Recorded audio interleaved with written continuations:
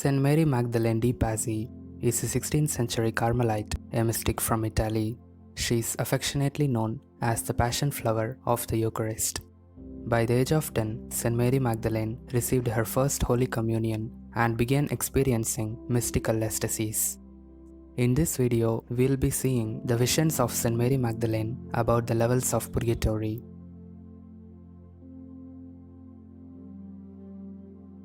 One day, while praying before the Blessed Sacrament, St. Mary Magdalene saw the tortured soul of one of the sisters who had died recently. She saw the sister rising painfully from the earth, encircled by leaping flames wrapping themselves around her body. The only thing that kept the flames from scorching the sister's body was a sparkling white robe covering her, shielding her from the blazing fire. St. Mary thought the sister had been faithful to the rule and had led a pious life. Then why is she coming to her like this? Then the sister explained that when she's on the earth alive, she had grudgingly spent time before the Blessed Sacrament.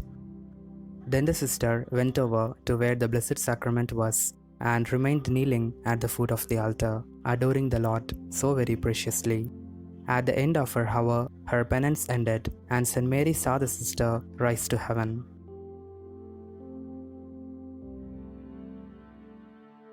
One day, while praying in the garden of the convent with other religious, she became enraptured in ecstasy and saw before her the pits of purgatory opening.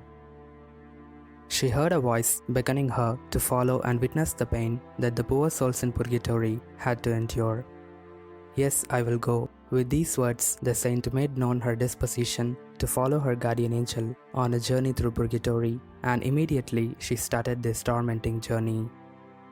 She began to pace in circles round and round the spacious garden for 2 hours. Her tiredness increased and her strength seemed to be ebbing away.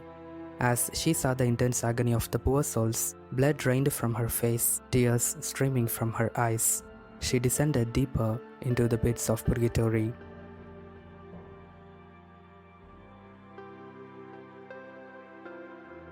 Then God in His mercy had the voice lead her into a more merciful level of purgatory. It was a place reserved for simple souls and those of children who had sinned more out of ignorance than out of malice and forethought. Their suffering appeared to be less painful than that of the other poor souls she had viewed before. Mary Magdalene saw their guardian angels beside them, strengthening and sustaining them with their presence. Although purgatory is a place of hope and anticipation of all the poor souls, these souls were the closest to realizing the end of their journey and of being with the Holy Trinity, Mother Mary, and the entire heavenly family.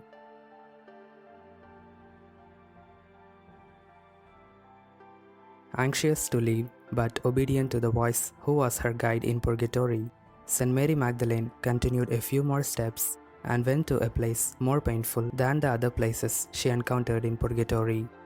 She was told that these were those souls who were guilty of hypocrisy.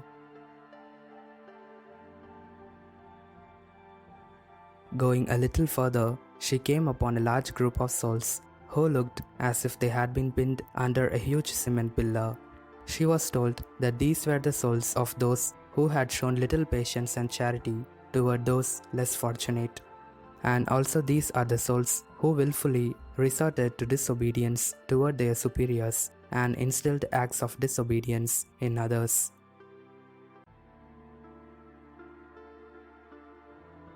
As she went deeper into this dungeon and looked at the suffering of these poor souls, her face became more and more filled with pity. The voice had led her into one of the deepest levels of purgatory, most resembling the region of hell. As she approached what appeared to be a bottomless pit, she saw souls writhing in pain. Their suffering was beyond description. She had entered the level of purgatory reserved for liars.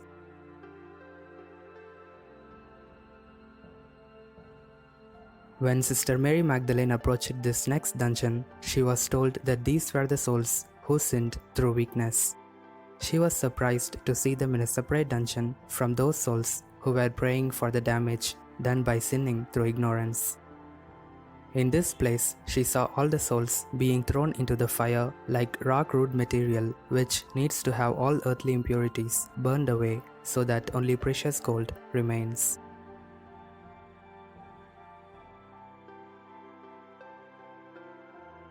This next place was a dungeon that was filled with an unbearable stench, infested by filth and mire, and also deceased souls bearing the marks of such highly fatal, infectious, and contagious diseases. She was almost overcome by waves of nausea. The sight and smell was so offensive. She was told that this was the place reserved for those whose souls have been tainted by impure actions.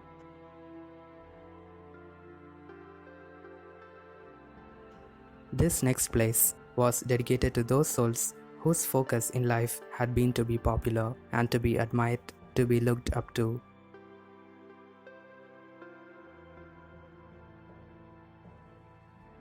Coming toward the end of her journey into purgatory, the next place was reserved for those who prayed when they needed help from the Lord but never thanked Him. These souls were immersed in a pool of boiling, bubbling, molten lead. It seemed as if their cries would penetrate past the walls of purgatory.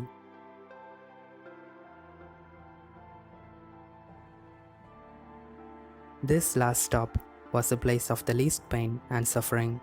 It was filled with those souls who had not committed any grave wrongdoing, but out of lack of prudence had been guilty of lesser faults, that is, venial sins.